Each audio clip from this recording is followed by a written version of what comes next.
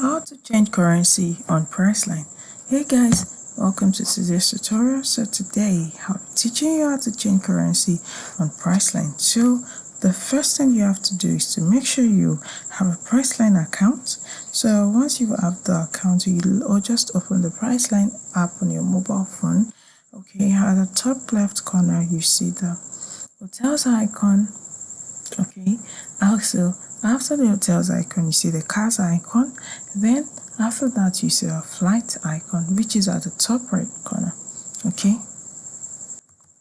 Okay, also see several other things at on the home page of Priceline. You can just explore it. Okay, so at the lower part of the screen you see the book icon, you see the my trips icon, you see the notification icon, then at the top left, at the lower left corner you see the three dots indicating more options. Okay, so back at the question, how to change currency in Priceline. So what you have to do is to go back to the lower part of your screen, where at the lower left corner, the three dots, you click on the three dots, then a drop down will be displayed on your screen showing you several options that you can see under the three dots. So make sure that you just look through the options till you see the option change currency. So once you see the option change currency, you simply click on it and then you change your currency to whatever currency that you want to change it to. Okay,